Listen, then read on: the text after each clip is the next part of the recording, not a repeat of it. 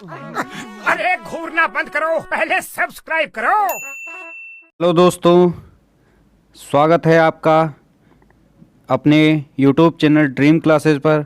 मैं विकास आपके लिए लेकर आया हूं जीएस के कुछ महत्वपूर्ण प्रश्न, जो कि आप जानते हैं कि हमारी आगामी परीक्षाओं के लिए लगातार जीएस श्रृंखला चालू है। तो आइए आज देखते हैं पहला प्रश्न। आपका पहला प्रश्न इस प्रकार है कि भारत की जनगणना में कब प्राकृतिक वृद्धि दर सबसे कम थी? तो इसके लिए आपके पास ऑप्शन है 1911, 1921, 1961, 1905। तो इसमें आपका सही आंसर है 1911। ये जो 1911 का दशक था, इसमें आपकी जनसंख्या वृद्धि जो प्राकृतिक वृद्धि दर थी ये सबसे कम थी। ये माइनस में 0.31% करके थी। और इसमें आपका सर्वाधिक वृद्धि जो थी वो थी आपके 1961 के दशक में। 1961 के दशक में आपकी सर्वाधिक वृद्धि थी।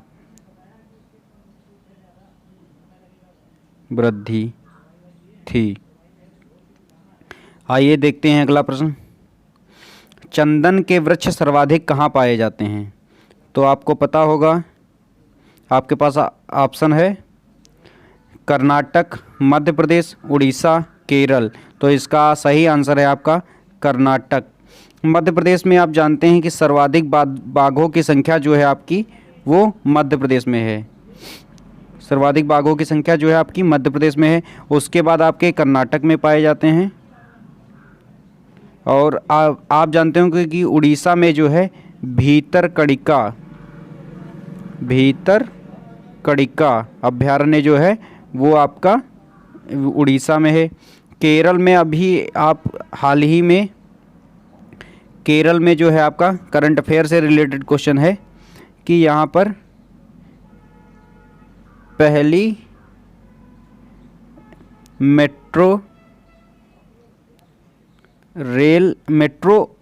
जल मेट्रो का जो है अनावरण किया गया है। आइए देखते हैं अगला प्रश्न।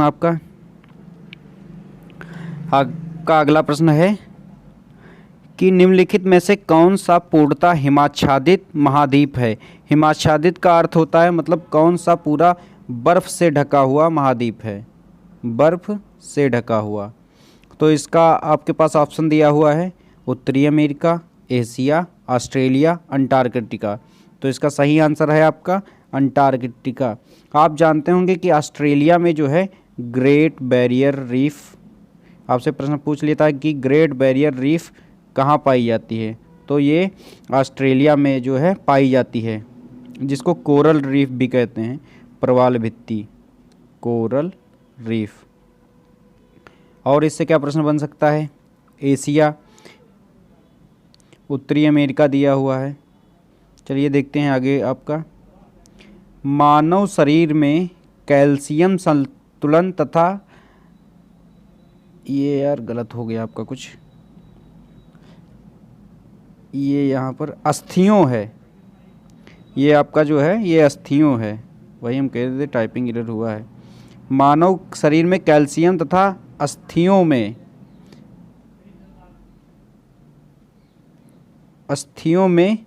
कैल्शियम संतुलन की मात्रा कौन सी ग्रंथि नियंत्रित करती है? तो इसमें आपका ऑप्शन दिया हुआ है आपके पास अग्नाशय ग्रंथि, थायराइड ग्रंथि, पैराथायराइड ग्रंथि, पिट्यूटरी ग्रंथि। तो इसका सही आंसर है आपका पैराथायराइड ग्रंथि। थायराइड ग्रंथि आप जानते होंगे कि थायरॉक्सिन नामक हार्मोन जो है इससे स्रावित होता है, थायरॉक्सिन।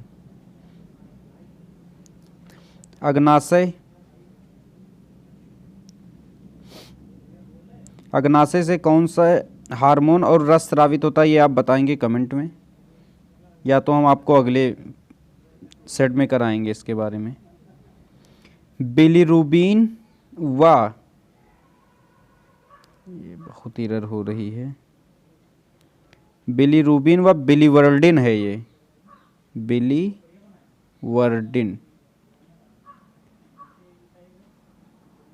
बिलीवर्डिन कहाँ पाए जाते हैं? तो ये आपका सही आंसर है। इसमें आप बताएंगे रक्त में, पित्र में, लार में, अग्न्याशय रस में। देखिए जब मैं आपको प्रश्न कराता हूं तो आप, जब मैं कहता हूं कि आप बताइए, तो आप पहले पॉज कर लिया करिए, फिर उसके बाद में आप पहले एनालिसिस मतलब करने की कोशिश करिए। इससे आपका जो है डाउट, जैसे आपके पास अगली बार परीक्षा में आएगा तो आपको डाउट नहीं रहेगा कि इसमें से हमको नहीं करना है, यही हमारा सही आंसर है, आप सीधा टिक कर देंगे। तो ये आपका सही आंसर है पित्तरस में। पित्तरस में यह जो है पित्तरस में जो है, पित्तरस में पाए जाते हैं, ये वर्णक होते हैं, ये रंग प्रदान करते हैं, हरा और पीला जो रंग जो है ये प्रदान करते हैं। अच्छा, ये जो इसमें पीएच रस निकलता है पित्तरस, इसका पीएच मान कितना होता है?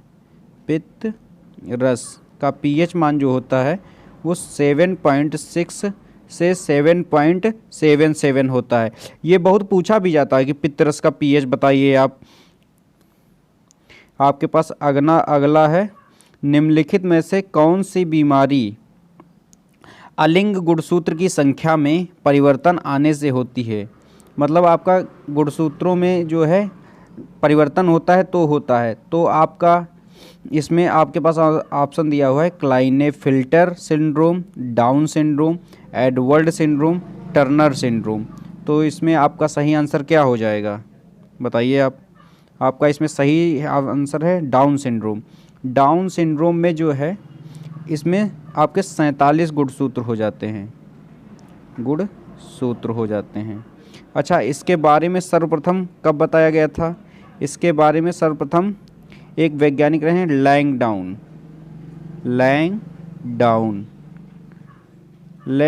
ने, उन्हीं के नाम पर है ये डाउन सिंड्रोम, 1866 में बताया था, 1866 में। ये बहुत महत्वपूर्ण क्वेश्चन है।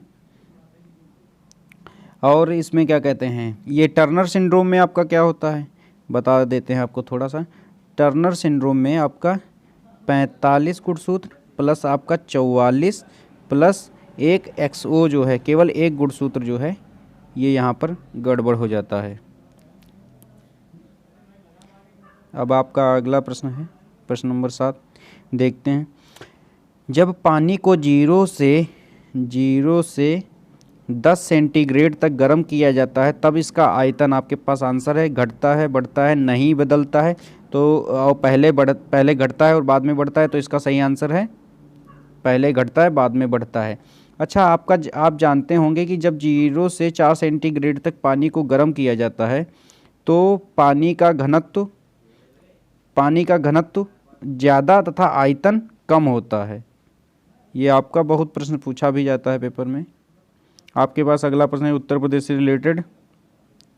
उत्तर प्रदेश में जवाहर रोजगार योजना कब शुरू हुई थी? तो इसके पास आपका आंसर दे रखा है 1 अप्रैल 1989, 2 अप्रैल 1989, 3 अप्रैल 1989, 4 अप्रैल 1989। देखिए कंफ्यूज करने के लिए कितना अच्छा ऑप्शन सेट किया है मैंने। तो इसका सही आंसर है 1 अप्रैल 1989। आइए देखते हैं अगला प्रश्न। उत्तर प्रदेश में वृद्धावस्था पेंशन की शुरुआत किस वर्ष हुई थी? तो कौन बताना चाहेगा? 1957, 1958, 1959, 1960। तो इसका सही आंसर है आपका 1957। ये आपका शुरू हुआ था दिसंबर 1957 में, दिसंबर 1957। आइए देखते हैं अगला। उत्तर प्रदेश में सुनिश्चित रोजगार का शुभारंभ कब हुआ? तो इसमें पहला ऑप्शन है आपका 1993 से 94, 1992, 1998, 1995। तो इसमें सही आंसर है आपका 1993 से 94। 1995 में आप जानते होंगे कि मिड डे मील की शुरुआत जो है 1995, ठीक। 1992 में आप जानते होंगे कि किसान जोत बही का जो मामला था, किसान जोत बही वाला, वो 1992 से रिलेटेड है। 1998 में क्या रिलेटेड है ये आप हमको कमेंट करके बताएंगे। अब आपका अगला प्रश्न अर्थशास्त्र से है। निम्नलिखित में से लॉरेंज वक्र क्या दर्शाता है? मुद्रास्फीति, अविस्फीति, आय वितरण, रोजगार। तो इसका सही आंसर है आपका आय वितरण। अच्छा, ये आप बताइए कि हमारे यहाँ भारत में मुद्रास्फीति को नियंत्रण कौन करता है? तो इसका सही आंसर है आपका RBI। ये आपसे प्रश्न पूछा भी जाता है। निम्नलिखित में से कौन से आर्थिक गतिविधि तृतीय क्षेत्र में आता है? आपके पास आंसर है बुनाई, खेती, शिकार, व्यापार। तो इसमें आपका सही आंसर है व्यापार। देखिए, कृषि से जो उत्पाद बनेगा, कृषि से जो उत्पाद, कृषि देखिए ये आपका प्राथमिक क्षेत्र आ जाता है। इससे बने हुए उत्पाद जो है आपके द्वितीय क्षेत्र में आ जाते हैं, और इससे जो व्यापार जो होता है वो आपका तृतीय क्षेत्र में आता है। ट्रेडिंग जो है वो आपका तृतीय क्षेत्र में आता है।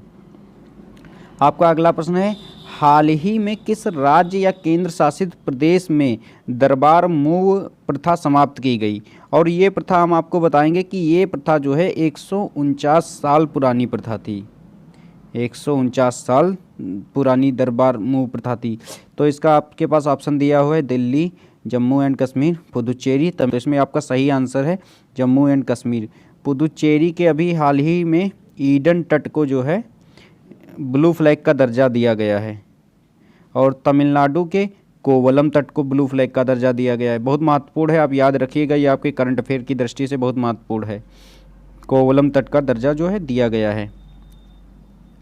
हाल ही में केंद्र सरकार किस शहर में राष्ट्रीय पशु जैविक की प्रौद्योगिकी संस्थान में नई वैक्सीन परीक्षण संस्थान प्रयोगशाला की मंजूरी दी है?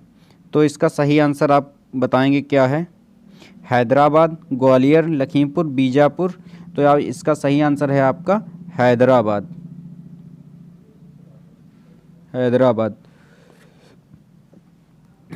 ग्वालियर आप जानते हैं MP में पड़ता है, लखीमपुर आपका UP में पड़ता है, बीजापुर आपका कर्नाटक में पड़ता है। आइए देखते हैं अगला प्रश्न। हाल ही में किसने जम्मू कश्मीर में बीज प्रसंस्करण संयंत्र का उद्घाटन किया है? आपका पहला ऑप्शन दिया हो राजनाथ सिंह, जितेंद्र सिंह, अमित शाह, नरेंद्र मोदी। आप ये मत समझ लीजिएगा कि मोदी जी सारे उद्घाटन करते हैं तो मोदी जी को टिक कर देंगे। इसमें आपका सही आंसर है जितेंद्र सिंह, जो कि कौन से विभाग में मंत्री हैं ये आप बताएंगे। राजनाथ सिंह हमारे रक्षा मंत्री हैं, और अभी जो नया मंत्रालय जो सहकारिता मंत्रालय गठित किया गया है वो हमारे अमित शाह जी के पास है, सहकारिता मंत्रालय। मोदी जी के पास कौन कौन से विभाग हैं ये आप कमेंट करेंगे पिन। देखिए आप लोग कमेंट किया करिए, जो है इससे आपका नॉलेज भी बढ़ता है, और इसमें हमारा तो बेनिफिट, हमको लगता है कि आप लोग हमें कितना प्यार करते हैं, ये जो है इससे पता चलता है। अच्छा देखते हैं अगला प्रश्न। बनारस में सेंट्रल हिंदू कॉलेज की स्थापना किसने की थी? अच्छा आप इसमें एकदम कंफ्यूज मत होइएगा, इसका जो है मदन मोहन मालवीय, देवेंद्रनाथ टैगोर, ज्योतिबा फुले, एनी बेसेंट। तो इसका सही आंसर आपका जो है वो है एनी बेसेंट। और वो भी कब इन्होंने स्थापना की थी? 1898 में। बाद में मदन मोहन मालवीय जी के प्रयासों से 1916 में यह बनारस हिंदू यूनिवर्सिटी के रूप में विख्यात हुआ। आइए देखते हैं विख्यात क्या हुआ, मतलब स्थापना हुई इसकी। अगला आपका दिया हुआ है कि हिंदुस्तान गदर पार्टी की स्थापना किस वर्ष की गई थी? 1916, 1913, 1925, 1913, 1922। तो इसका सही आंसर है आपका 1913। अच्छा 1913 ये जो है अमेरिका के सैन फ्रांसिस्को में,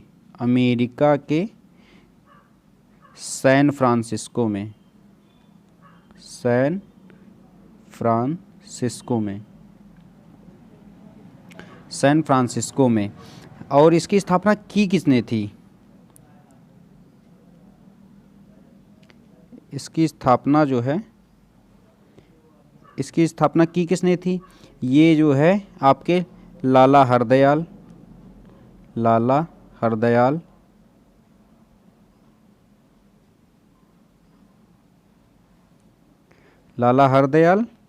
इनके साथ में थे सरदार सोहन सिंह भोकना, और एक व्यक्ति थे काशीराम। ये नहीं काशीराम थे, जो क्या कहते हैं आपके, ये जो मायावती जी की पार्टी के थे, संस्थापक थे, ये नहीं थे, वो दूसरे काशीराम थे। आपका अगला प्रश्न है, पैंगन वंश का आनंद मंदिर कहाँ स्थित है? बहुत ही अच्छा प्रश्न है, आप इसे जितना चाहें उतना शेयर कर सकते हैं। आपका पहला आंसर है म्यांमार, पाकिस्तान, चीन, भारत। तो आप लोग क्या टिक लगाना चाहेंगे? आनंद मंदिर सोचेंगे, आप सोचेंगे भारत लगा दें, लेकिन नहीं, भारत नहीं है। आप सोचेंगे पाकिस्तान लगा दें, पाकिस्तान भी नहीं, ये म्यांमार में था। अच्छा, म्यांमार में था। म्यांमार में ये जो है, इसको भारतीय शिल्पकारों ने बनवाया था। भारतीय शिल्पकारों, क्या म्यांमार भी तो भारत का ही हिस्सा था? भारतीय शिल्पकारों ने बनवाया था। उस समय वहाँ के प्रसिद्ध राजा जो थे, अनिरुद्ध, राजा अनिरुद्ध, उनके समय ये बना हुआ था, अनिरुद्ध।